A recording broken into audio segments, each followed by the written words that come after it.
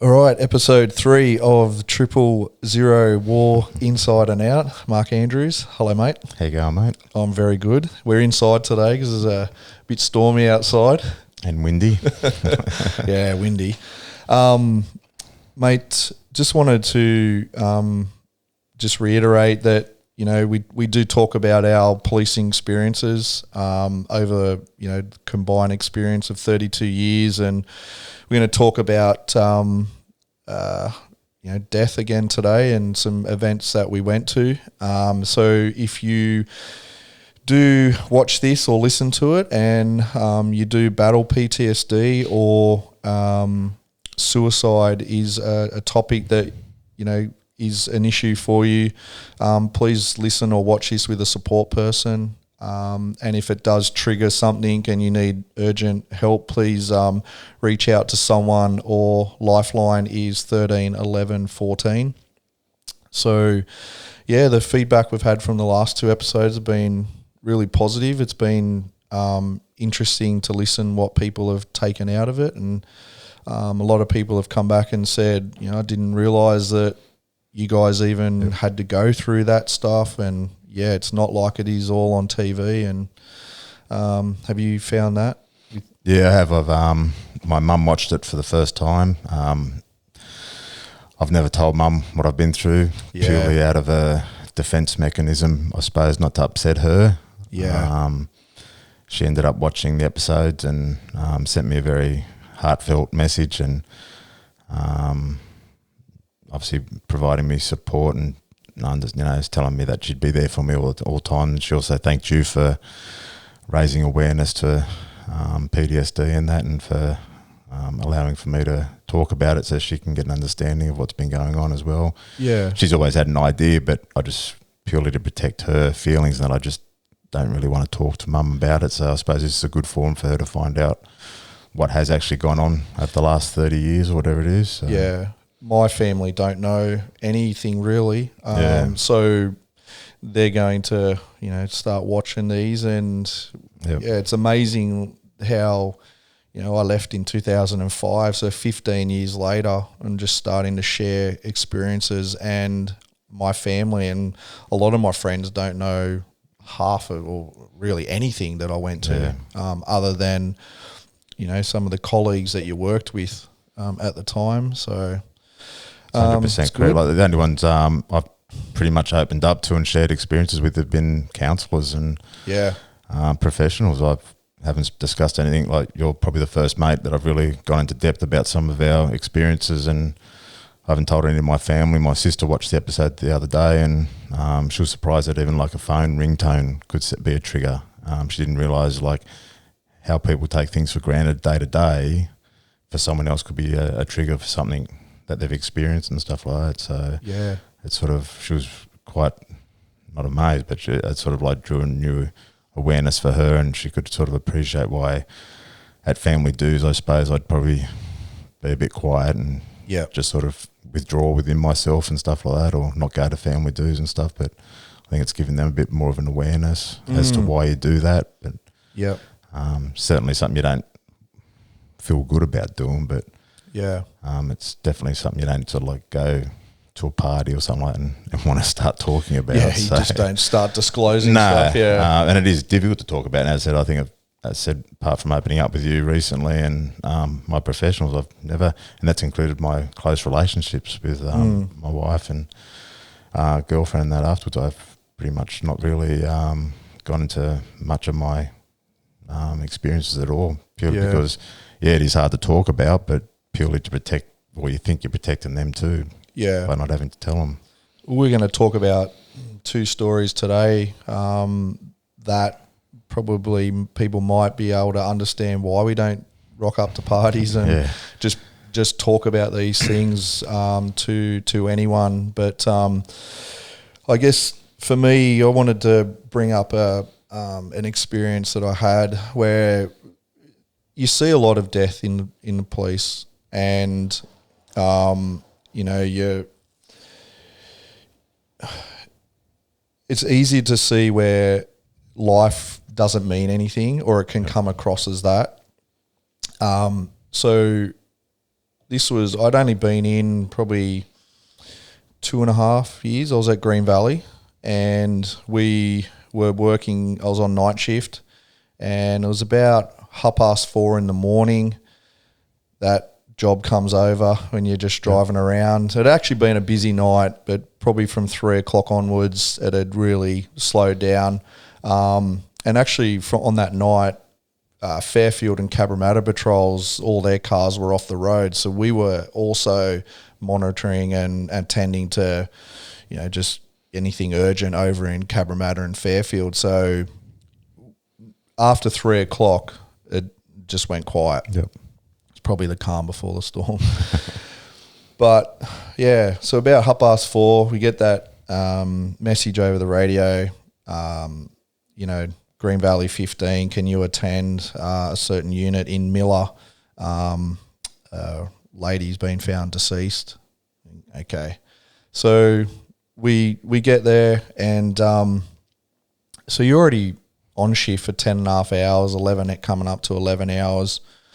And we go in, and so I was working with Matt Hoffman at the time, and we greet the fellow at the door, and the ambos are there, and ambos we have someone who's deceased inside.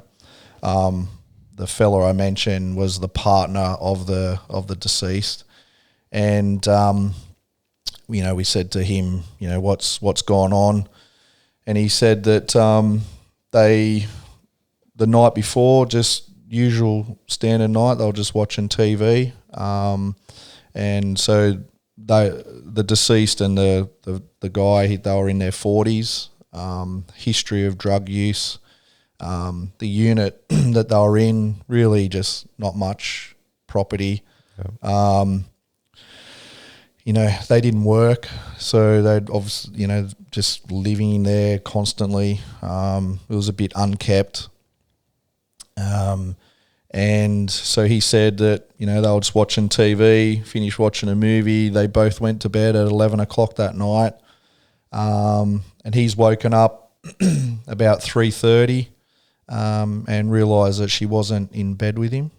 And he didn't seem anything like at that time anything was really up. So he then went back to sleep, and he's woken up about 30, 40 minutes later. She's still not back in bed. And so he says, I'll get up and go to the toilet. So he walks down the hallway. It's only a small unit. So he walks down the hallway, and he opens the bathroom door, and he found her hanging by there's the shower curtains. Yep. You pull around. So she was, hanging from the railing. And he said straight away, I knew she was gone. And there's just no sign of life whatsoever. So he's cut her down and basically pulled her out of the bathroom and sort of laid her half in the hallway, half in the bathroom. And ambos she's been deceased for a few hours. So at some point just after 11 o'clock, she's got back out of bed and gone in and hung herself. And so we've basically called the detectives down, just because that's the protocol at the time, was that, all deceased a detective would have to attend. Yep. And so they weren't on shift until 7 a.m. So basically we had a supervisor who came to the job and, just dealing with the scene and everything. But so the sergeants called the detectives in a little earlier. And so this stage, she's been moved out into the hallway and just laying in the hallway, and the detectives arrived and thought the marks around her neck, usually from a hanging, the marks in the neck would run up and behind the the ears just because of the weight of the body pulling down on the rope. Whereas her marks went straight around the back of her neck. And so there was some thought that, you know, could she have been strangled and then made it look like a hanging? So there was a lot of talk amongst the detective and the sergeant at that time, and, you know, we're just sort of monitoring the crime scene, allowing, you know, ambos come and go. So this stage, it gets to about 7:30 in the morning, and the detectives contact the coroner to see, you know, what he relay some photos and also what to do. And the coroner said, I want to come out and have a look at the scene. So, you know, have a look at the strength of the railing and what was used to hang herself, and you know, basically I want to see the scene without, you know, looking at just photos. So some more time goes by, and about 8:30 the coroner arrives and you know, assesses everything, and they're there for about 20 minutes, and so coroner then is satisfied that it's a hanging, and they leave, and then the detectives, you know, obviously need to then take a statement from the deceased partner, and so about 9 o'clock at this stage, the detectives leave with the partner. Coroner's gone, ambos are gone, well and truly, and so there's myself, Matt, and the supervisor, and the deceased on the floor. And why I say the process from now on is where I felt like it was the first time that I thought that life could be just cheap, or we need to value life better. And I think about it to this day, where she's laying on the floor and we're standing pretty close to her now, talking about who's going to be doing overtime to stay there until the government contractors arrive. And for those listening, the government contractors are the funeral home that's contracted by the government to take the body to the mortuary. So Matt's got to go back and start the event, and so the supervisor says, you can come with me back to the station, you can just create the event, get the stuff done you need to for that, and then so Gibbo, you stay here until the government contractors arrive. No problems. So then obviously I've got no car. Matt took that, and the supervisor said, just ring me when the government contractors get here, I'll come back and pick you up. No problems. So then very quickly everyone left, and I'm there with her. And I didn't know what to do. From what do you do? There's no one to talk to. And I kept taking my attention back to her being just laying on the floor. And she had a towel over her, the top part of her body, but she had leggings on which her feet were exposed. Leading up to this, before they put the towel over her, you know, it's you know what it's like when you attend a suicide, those last moments of life, anything in the sinuses, bowels, they lose all function. So she had urinated herself, and so she had these olive coloured like leggings on, and now even to this day, you know, seeing any leggings where, you know, if women have any sweat around on the leggings, I think about that. So where she'd lost all control of her bowels in the end, that the smell was there too in the unit. But when I'm there on my own with her, I could just see her feet just going really like this, that death colour, rigor mortis is setting, all the blood flowing to the bottom of the body. And I feel like I just needed to cover up her whole body. So I went to the bathroom and got another towel out, and just not thinking. I was just fixated on covering her feet because it was. I just wanted that. Yeah. I just needed to do that, and not thinking I've pulled the towel down instead of just putting the other towel over her feet. I've pulled the towel down, and it's. So now I'm standing above her, and it's just now exposed her face to me, and I can't ever not get that image out of my head. And I feel I beat myself up about it to this day because it was just so stupid to do, but I just was just so fixated on covering the feet. And so that's just exposed her face, and which now at this stage had dramatically changed from even a few hours ago. So I've covered up her feet, leg, bottom of her legs, and now her face. And it's about 9:10, and the government contractors are about an hour. And so I just went and sat on her lounge and turned on her TV, and I was just watching then the morning show, or the show that's on TV. And so sometimes now when I watch that morning news, or if I see that, I think about that time. Yep.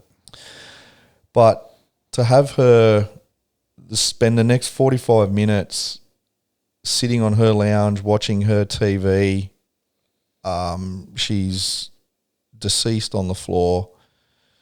No one's cleaned her up. Yep. It's just, I feel like why she got out of bed that night to go and hang herself, to end her life because she thought there was no other way of living.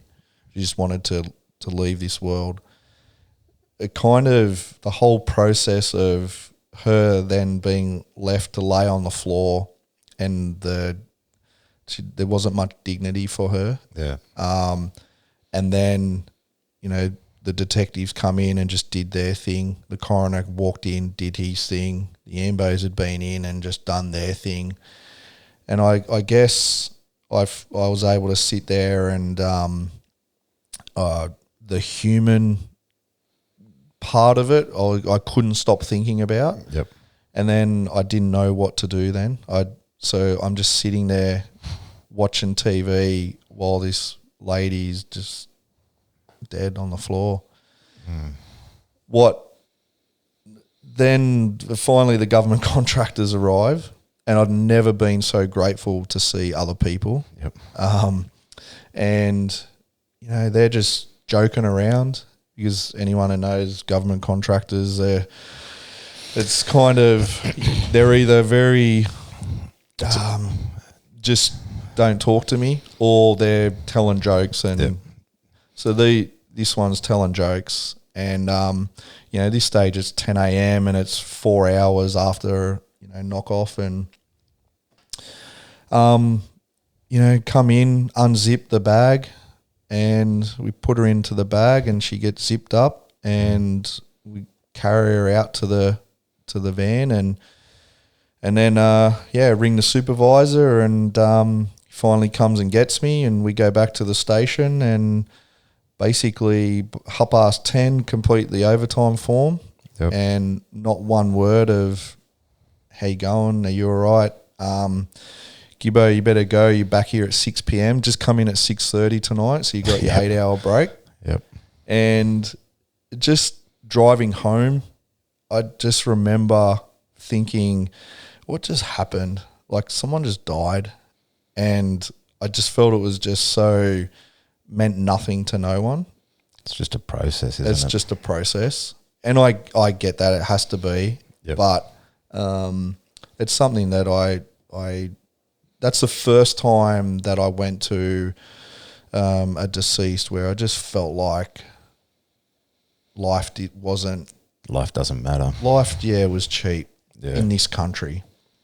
And I, there was no real family that was, how you can go to some scenes and the whole family rock up and they want to know answers, and there was just nothing. There was none of that. And, yes, they were drug users and they were both on methadone but they were just getting their life back on track as best they could. But yeah, I guess it's just something that I've always just thought about is I wish life could be a bit more joyful, and how do you make that process any more dignified or any better? It's I think if there is any cops that are still in there at the moment, is just always act with dignity, and because what like looking back at it now, I wouldn't have turned on the TV. I don't know why that affects me, but I feel like now I was disrespecting her. So you feel a lot of guilt. I feel a lot of guilt, yeah, of using her stuff while she was deceased on the floor, even though I was just watching TV.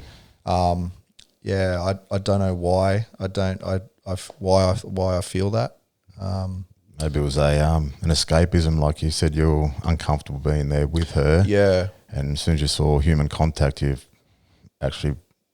never wanted more human contact. Yeah. So maybe just the turning on the TV was to divert your distraction. attention away from her being, laying there in the hallway. So yeah, like that guilt sticks with you, and that's one thing I find hard to separate from, is the guilt from certain situations, because you do things to cope at that point. Yep.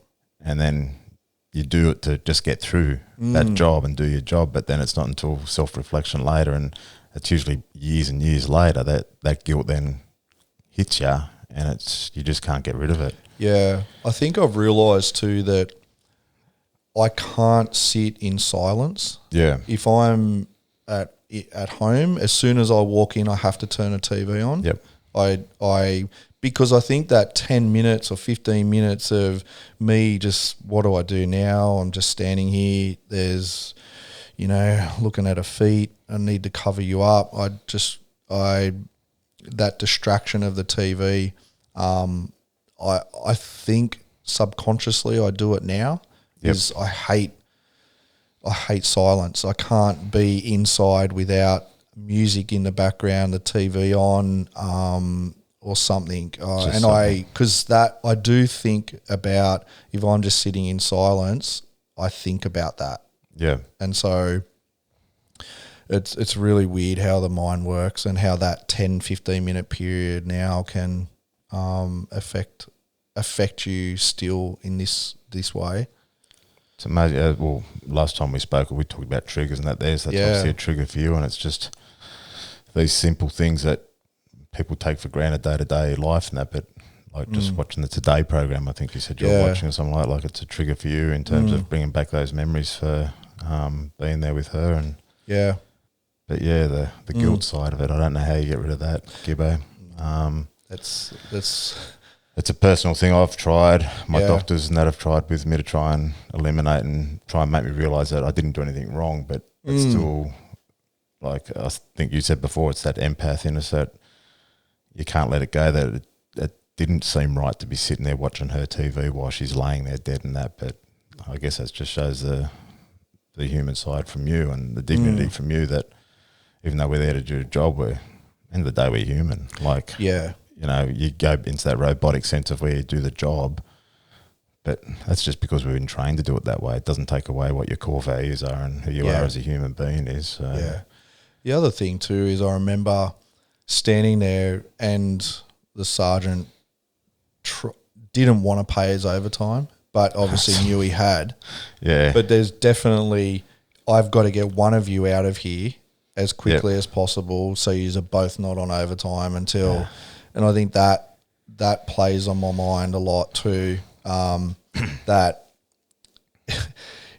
and comments from the Ds that were there about their previous or their lifestyle and their previous lifestyle will that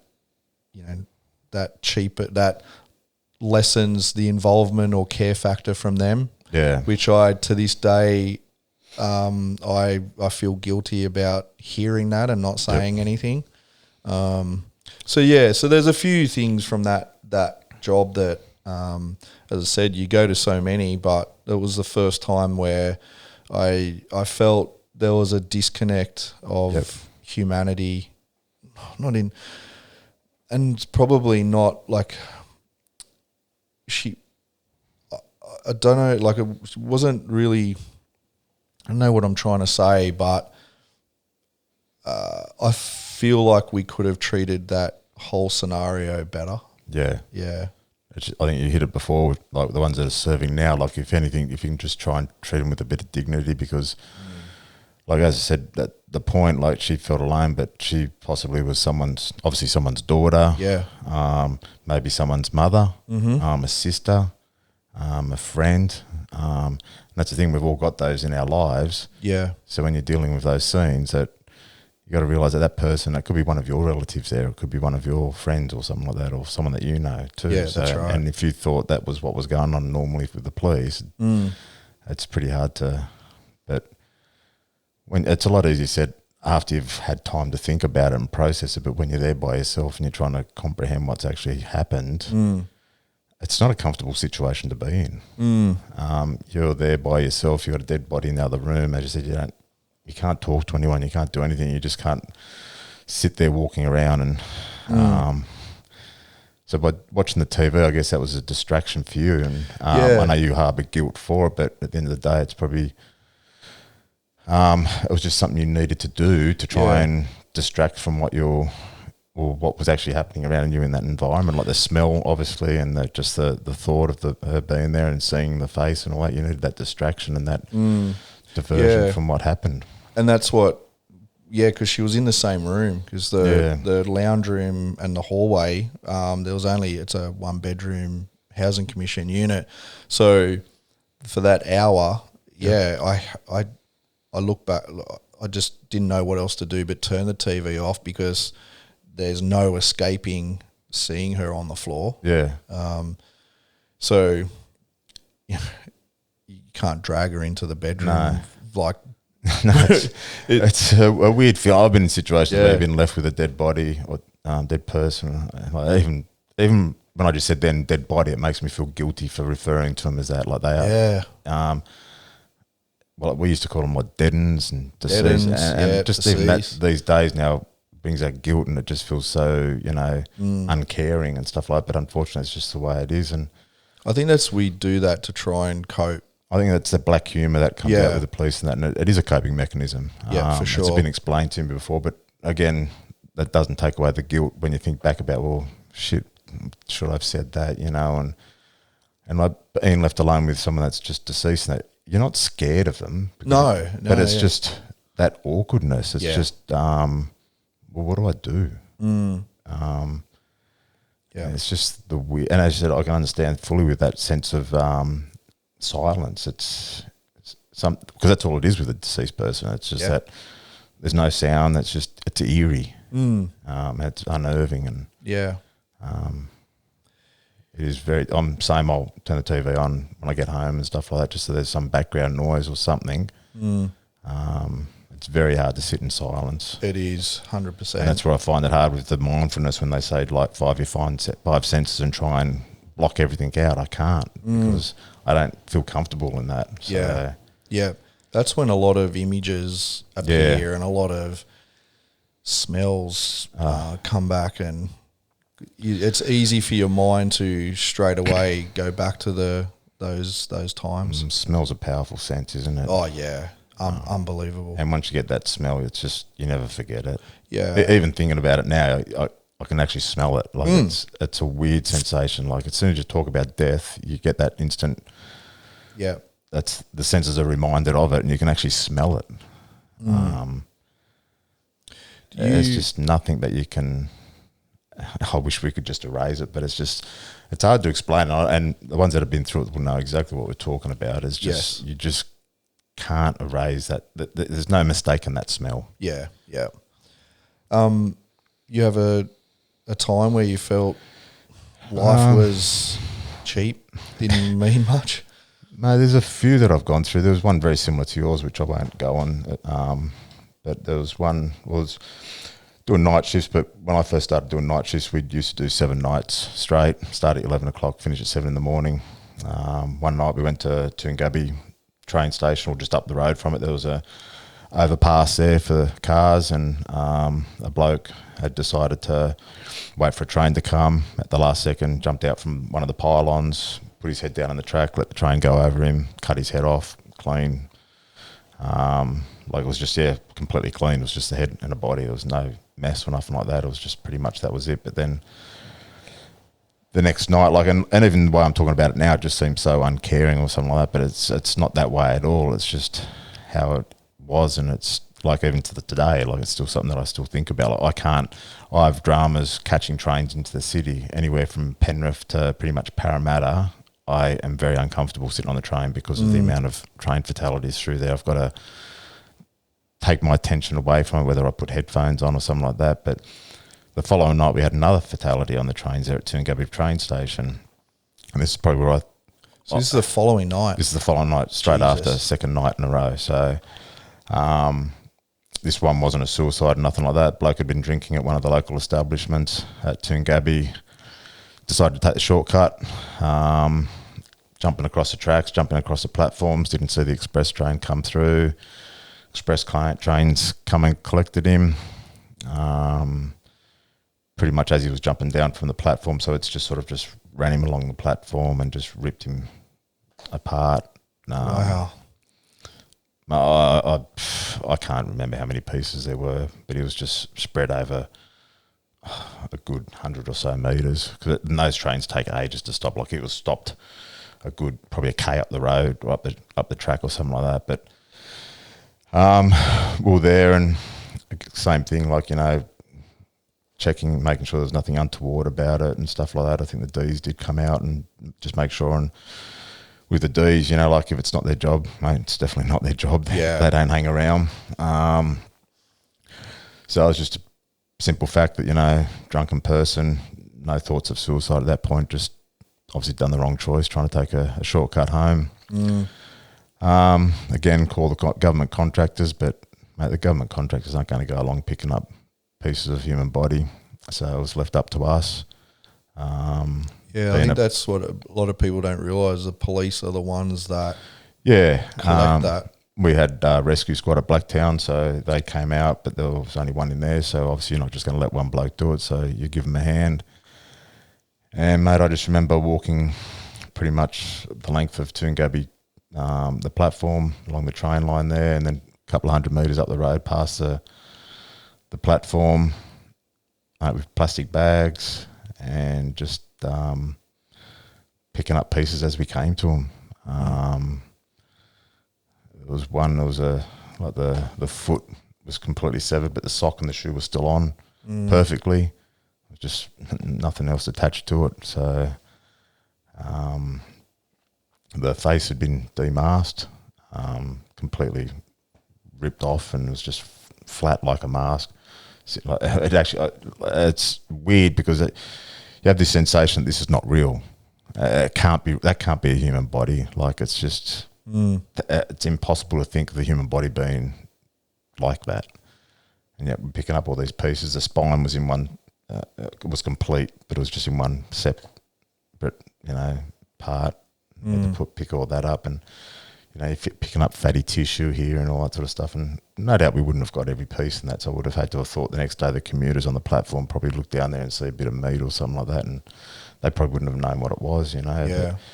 And I imagine like the smell in that too would have hung around for a bit as well, because as I said, we wouldn't have been able to get every single bit. So with the days and stuff like that, I imagine there would have been a bit of a smell around the place. And but yeah, just then I couldn't, and even now I can't comprehend how the body can be ripped up like that. Yeah, that was a person. It didn't, like, doing the job, I think we did it because it just didn't make sense that was a person. It was just pieces. Yeah.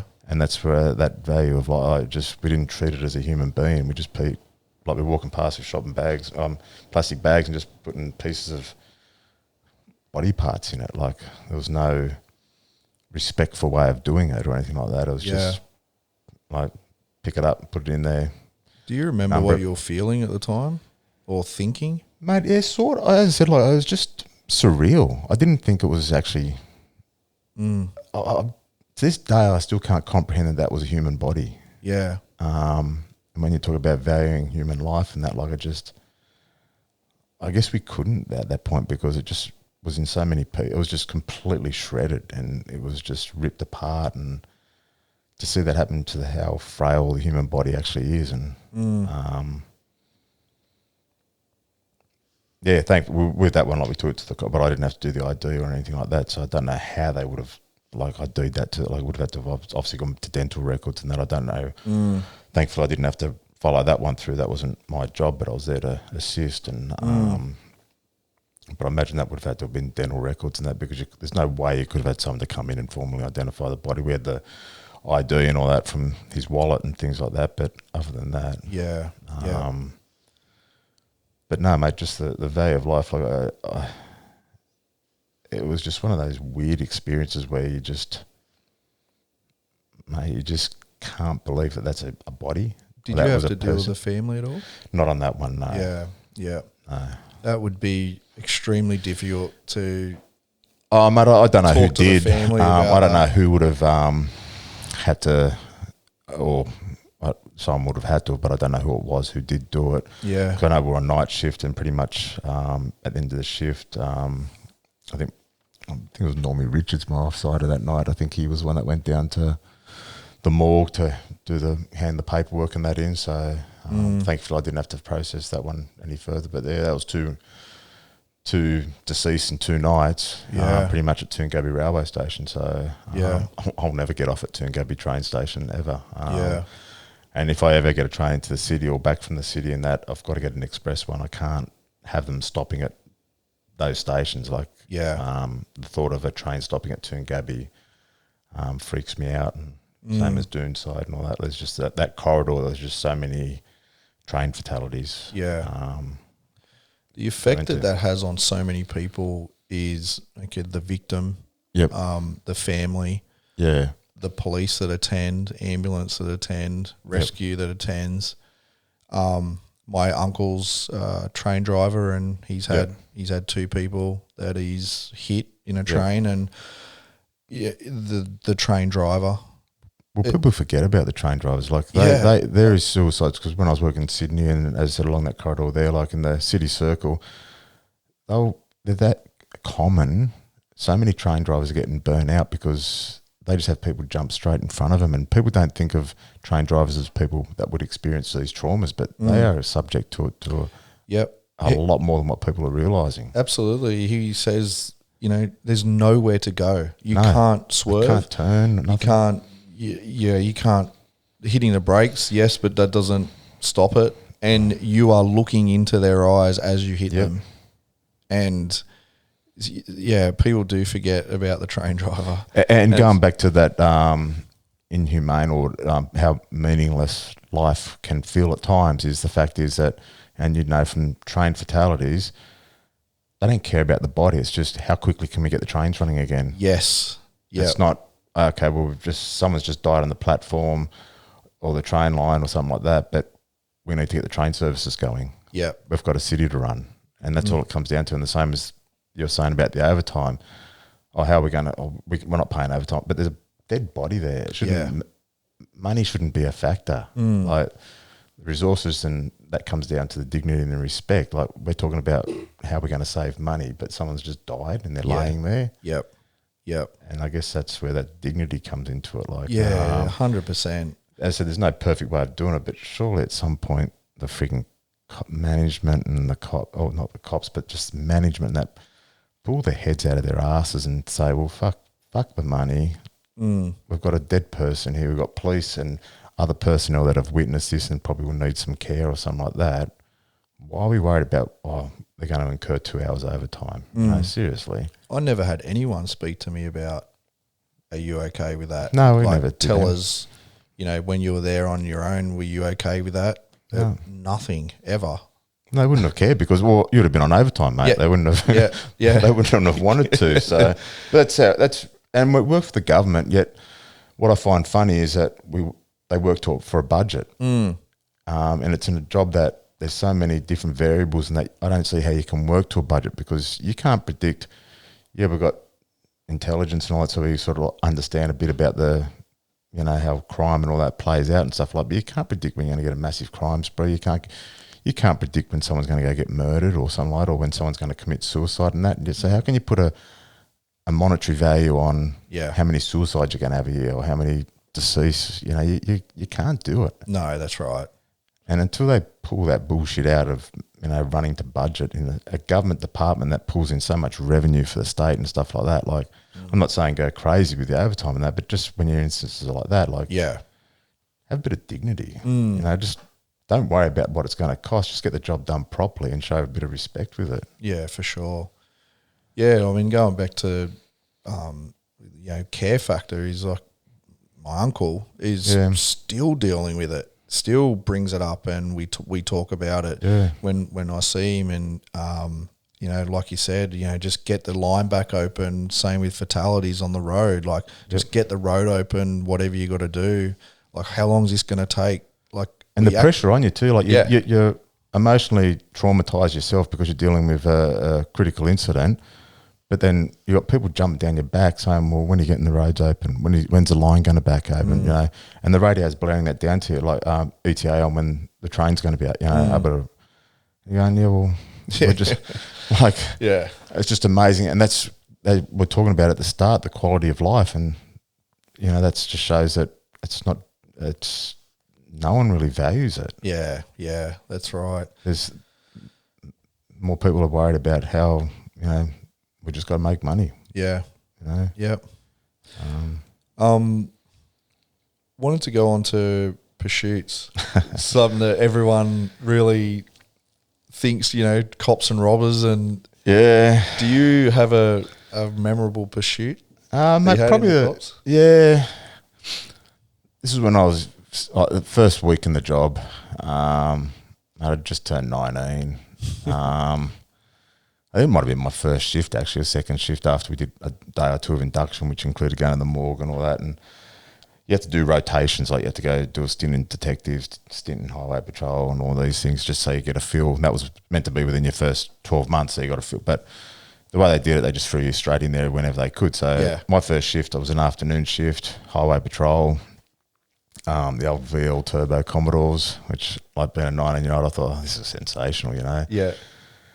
And then we're just going through Layla Park there at Blacktown, and next you know, this frigging motorbike come flying the opposite direction, and straight away the highway bloke spun it around, and we're in pursuit of this bloody motorbike and stolen bike. And I just remember being in the passenger seat thinking, like, holding on for dear life and absolutely shit scared. Do you remember what speeds you were doing? Oh, mate, like, we're in suburban streets and we're like in the 140s, 150s, like, and you got parked cars on both sides of you and stuff like that. If one car had just come out, you had nowhere to go. You're pretty much like the adrenaline's firing and that, and especially when you're not driving, you don't have that control. Yeah, you're shit scared because like I had full faith that he knew what he was doing. Like, he was an experienced highway patrol driver and stuff like that. But the speeds we're going down these narrow bloody streets around Layla Park and Blacktown and all that, and I said, there's parked cars on the sides. It only takes one car to reverse out. And there's no way we're stopping. No. And the bloke on the bike, he's zooming in and all that sort of stuff. He doesn't care less. And because I'd only just started, like, Were you calling it? That's what I was going to say. I couldn't, because I'd only just started. I had no experience to call it. So this highway bloke who they worked one out then, and it's an afternoon shift, mate, he's doing this one-handed and calling the pursuit. And I'm thinking, I honestly thought he was a friggin' genius.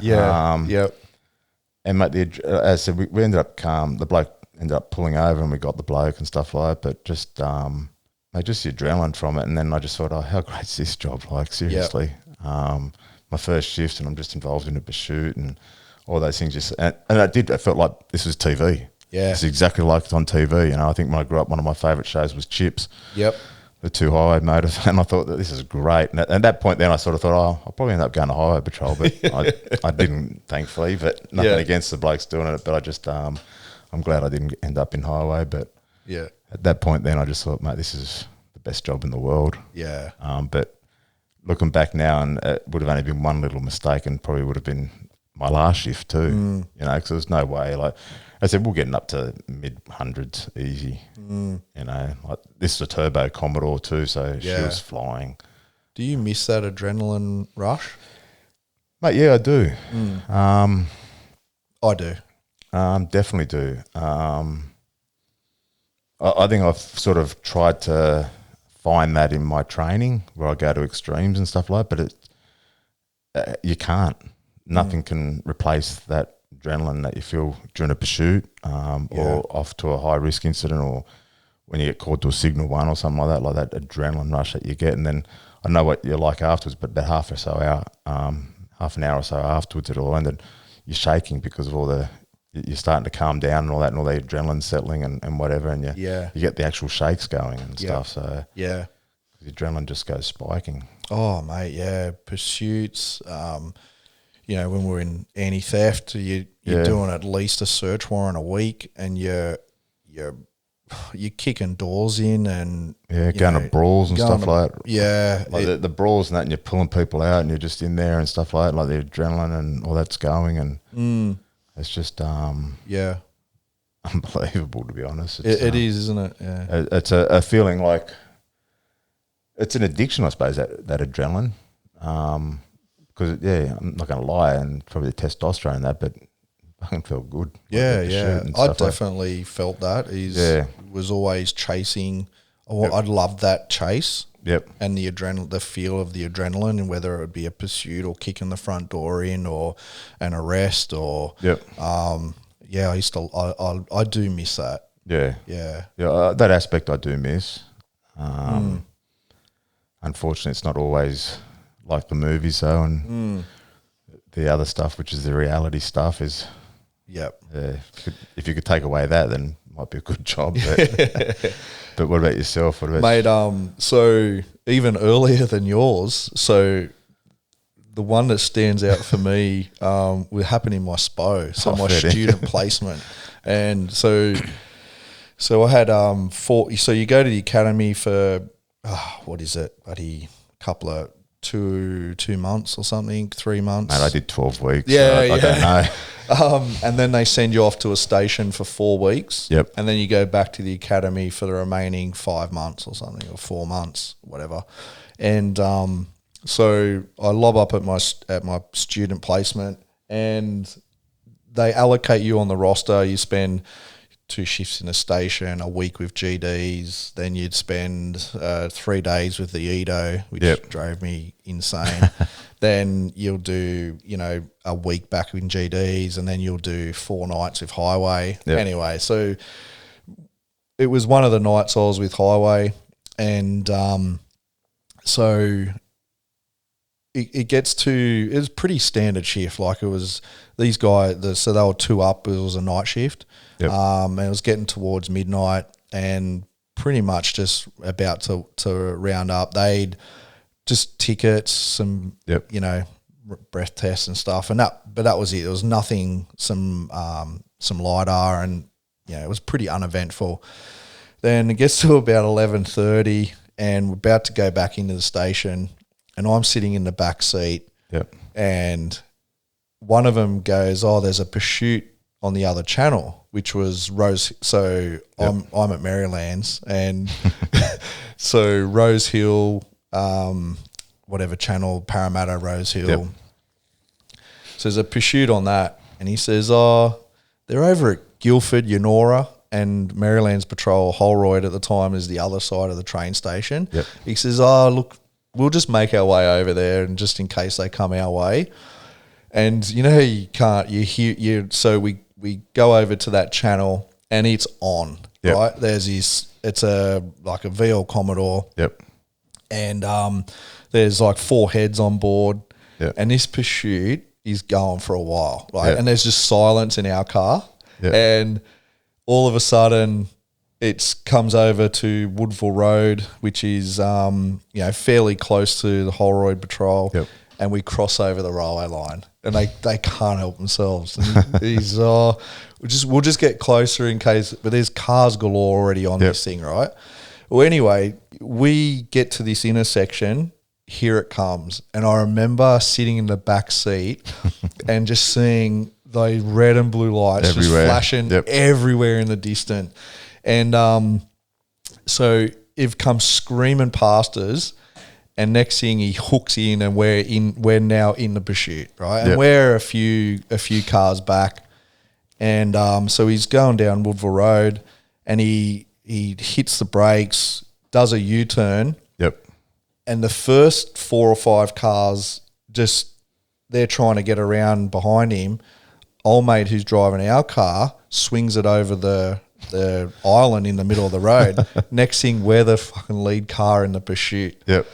And I'm like, I'm in my student placement. I'm not even in the cops Not yet. even meant to be I'm not even meant to be there. I'm in the back seat.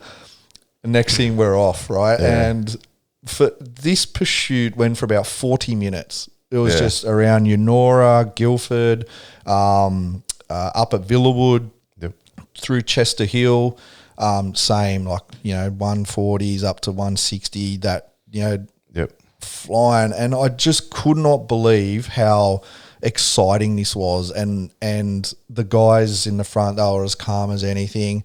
Next thing, we're calling the pursuit because we're the lead car. And then one of the rear tyres goes. And they're still going, right? And so next thing, the rubber just shreds, and the smell, the smell of the car. Then next thing, the sparks so the rim is on the road. The sparks from the car were coming back over our car. And I just felt like I was in a movie. And it was just awesome. And I just couldn't believe what was happening. And anyway, it goes on. Eventually, the other back tyre goes, and they pull into this service station. And I'm not exaggerating by saying at least 30 cars were around this service station. I remember looking around and just going, what the fuck? So many cop cars.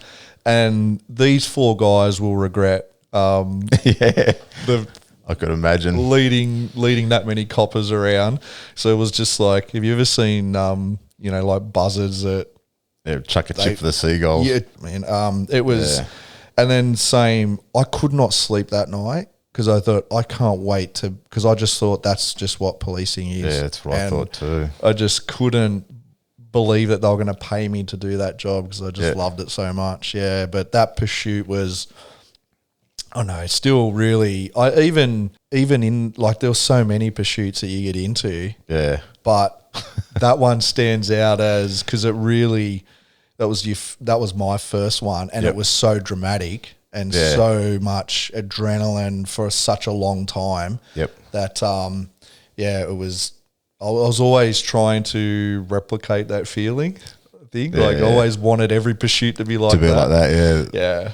But the pursuit, like, isn't it like, it is like chucking a chip to the seagull. Like, as soon as anyone in the police hears a pursuit, it's everyone's ears pricks up. Oh, where? Bang, we're on. We're on. We're on here, Everyone boys. just wants that because they just want that rush. Yeah. It's just like, I suppose it's an addiction there, but everyone loves getting into a pursuit. Yeah, definitely. So, yeah, man, so that's, I was in my SPO. Jesus. Oh, you were, I hadn't even started yet. Nah. I thought mine was early, like it was only, 3rd day there or something like that, and I thought, geez, that's early for that. But and I just thought that was, I thought that was just going to be the norm. Yeah. And that's what I thought the job was going to be like, just, this adrenaline-based, having a great time, in for the ride of your life type thing, and how quickly that all changed. It does, doesn't it? Oh, mate, it does, like the reality. And that's the thing, like it's not all glorified policing. In fact, it's far from it. Yeah. Those moments are very few and far between. There are a lot of rewarding moments in it, but there's a lot of shit moments too. Definitely. To end on a lighter note, do you have any weird or funny stories? Well, it's still on the pursuits, actually. This is one I was going to talk about. This is when I was at Braidwood, and like I had a bloody, because it was meant to be a 2-man, but the other bloke was off on long-term sick, so I was there by myself most of the time, and I had a Toyota Land Cruiser because it was country state posting and that, and there'd been an armed hold up down at Maruya, and then they'd lost them around the Bateman's Bay area, and that the Kings Highway that goes through Braidwood comes out at Bateman's Bay, so I thought, I'll start heading down the Kings Highway in case they come up this way. And so I'm cruising down the Kings Highway, keeping an eye out for this Commodore. And then all these Commodores, actually at the time, Commodores were an easy car to steal, and they were favoured car pretty much of the thieves and that. And then I think I had 3 on board on that one, and here I'm heading in towards Bateman's Bay, and next thing you know, it looks like the car. Yep, that's the car. So I freaking go on the radio. I've spotted the car, so I'm on. And then, because like I was picking up Bateman's Bay, and then we're on Queanbeyan's channel and that. So yep. Fucking you're in a Land Cruiser. Mate, I was about 15 k's, 20 k's out of Braidwood. No kidding. Because I was in a Land Cruiser, I reckon by the time I freaking turned the thing around, that car would have been in Braidwood. So I'm freaking trying to turn this freaking around. I'm like manual. I'm revving the freaking shit out of it, trying to catch up to this bloody thing, and it was gone. Like it was, But then I was radioing ahead saying, it's been blah blah spotted and stuff like that, and then then Highway Patrol picked it up somewhere, I think the other side of Braidwood, and it actually made the news down in Canberra because it ended up being a massive. Like they ended up going all the way. There's a pursuit down at Bateman's Bay, come up along the Kings Highway where the pursuit was resumed when I found them. But I got nowhere near him because I was in the bloody stupid Land Cruiser.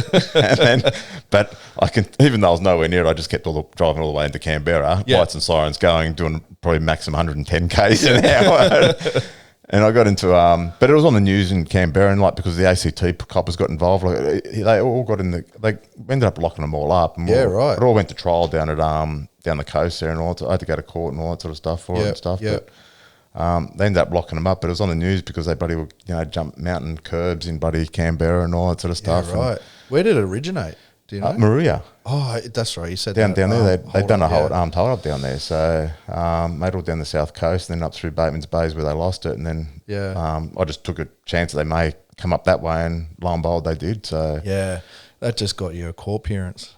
Hey, just a statement. And I had to go down to Maruya. Isn't it funny how like you want to you hear these things come over and you think, that's mad, I'm going to get involved in that. But then you got to do a statement. And then it's the realisation once it's all finished, the crook's in the dock, you go, now I've got to do a statement. And that's where the senior blokes are saying, look, no, don't worry about it. Because they know that, you got to do paperwork at the end of that. Even though it's not your job, you're still going to have to do a statement. You're still going to have to get involved and stuff like that. So But no, that was...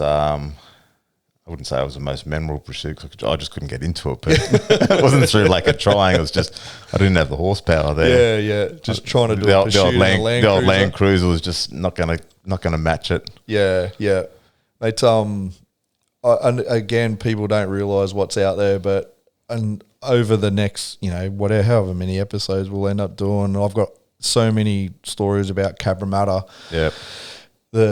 The death, violence, and destruction from that time there. But I remember one time going to there was a drug overdose in one of the units, and just the things that you see in the cops. And Ambos had been there and attending to the bloke, and we come in as well. Straight away, the smell of the unit was like a farm or like just animals. And it's like, anyway, go around into the kitchen and every cupboard door had been taken off the cupboards. So, and over where the frame of the cupboard door was had been covered with chicken wire, and all the cupboards were full of pigeons. Oh, really? Chickens and a rabbit. And that's where they were like keeping them. Not for pets. No, to go and feed on the streets. Yeah, they were plucking the pigeon out of the cupboard to eat for dinner. Someone's chicken. But there was shit and there was bird shit everywhere.